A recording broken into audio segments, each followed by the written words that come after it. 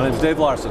Well, I'm here with Corero Network Security, and we are talking to the security community here at InfoSecurity about distributed denial of service, or DDoS, and how that threat is evolving in the marketplace. So can you tell us a little bit about the current trends of DDoS? Yes, the acronym DDoS is a bit of a problematic acronym. Distributed denial of service implies that the problem is strictly about network availability. In reality, what we are seeing in our own data against our customer networks is that the vectors that have traditionally been used to take networks offline are now being used as a threat that we talk about as dark DDoS to actually compromise the security perimeters that are in place, including firewalls, intrusion prevention systems, and even logging tools. So what do you think the biggest challenge is at the moment facing your particular niche area of the industry? I think it's awareness, to be honest with you. I think people have recognized that there is some amount of low-level DDoS attacks in their network, but it's not causing outages, and they think that maybe it's benign, and it's not something that they should worry about. And instead, what we're trying to do is create a conversation with the security IT personnel about the fact that maybe they should look a little bit more closely at this. One of the reasons is that there were two highly publicized breaches in the UK, Carphone Warehouse and TalkTalk, both of which included DDoS as accompanying vectors in the breach activity that happened, and they were disclosed that way. And our estimation is that these are not isolated incidents. It's probably something that security people should be looking at more closely generally. So what would you say your future predictions are for the next year, 18 months for that area? I would say we will see more of that type of breach disclosure, because now that it has happened, the people that are looking forensically to understand what is occurring in every breach are going to look for hallmarks of DDoS as a distraction tool or as an evasion tool. So I would expect that in the next year we'll see more disclosures that indicate that this is not just an isolated phenomenon, it's a real problem that people should be looking at. What do you think internet service providers can be doing to help? Internet service providers actually have a real opportunity here, because they are the best positioned entity with their aggregate bandwidth and their peering and transit connections. They can clean this stuff up before it gets down to their end users. In so doing, they could generate new services revenues for themselves instead of ceding that opportunity to over-the-top DDoS providers like Cloudflare and Prolexic and Neustar and VeriSign. If you're a large operator, why would you not want to get more margin in your environment if you could do so economically? So, I'm just wondering whether you think the good guys are winning at the moment. Are you an optimist or a pessimist when we're coming to internet security? I would say I'm a realist. So I remain optimistic that we are getting better, but I recognize that the threat is evolving faster than we are. And the main thing about doing this is the only way to deal with this problem is to implement DDoS defenses in line, primarily in the provider network. An out-of-band approach, a scrubbing center approach, or a cloud approach is useful to a point.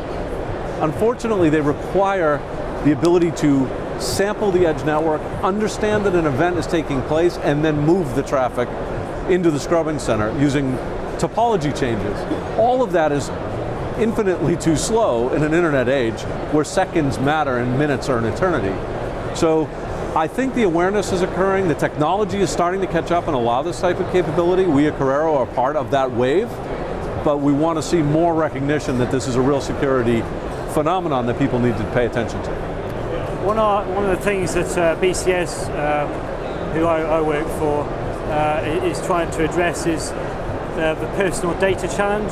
Yes. Where do you think we are in the personal data space at the moment? Do you think that we're getting things right?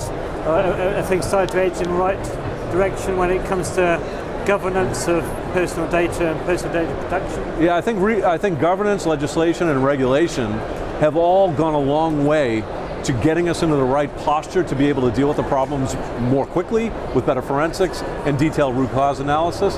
The problem is that the regulations themselves have not changed, but the landscape has changed. So one of the things that we think is interesting is, if you look at the payment card industry data security standard, it mandates the use of firewalls, it mandates the use of intrusion detection or intrusion prevention systems, and it mandates the use of logging.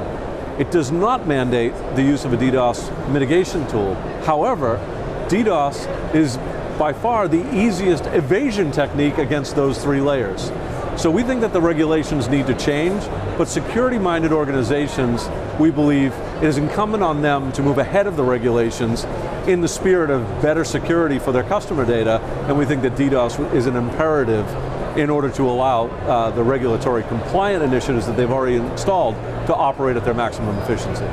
Do you think the industry has enough resources? Do we have enough manpower, people who are trained coming through, or is there a serious lack of investment in training new people? I think you hit the point. I think the manpower is the biggest issue. It's not budget. The budgets are there. People have the ability to spend, but it's hard to hire the right kind of security people that have the capability and the expertise to deal with problems like this.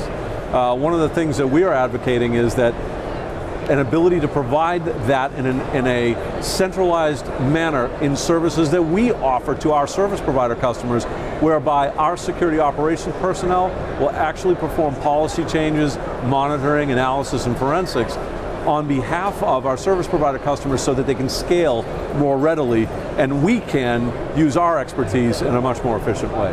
And if you were trying to sell your particular set of expertise to young graduates coming through, might be thinking of having a career in your field, what would you say to them? I would say do it. There's not going to be a lack of availability of options for jobs, and the price is going to continue to increase because this is a supply and demand situation whereby there simply are not enough security personnel to handle this. The universities, though, have an obligation to start looking at in-depth security vectors and research and education, because in some respects, even the universities are not preparing their students well enough.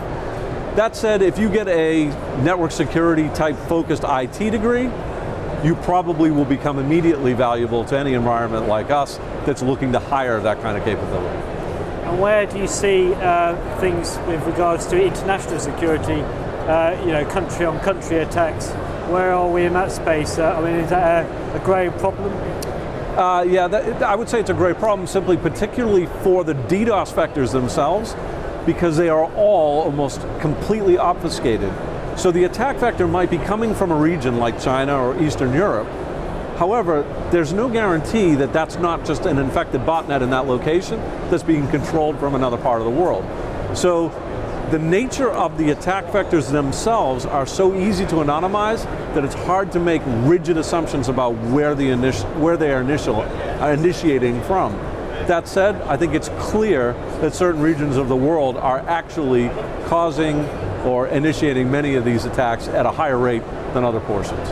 So what do you think is the biggest thing that's keeping most chief security officers up at night?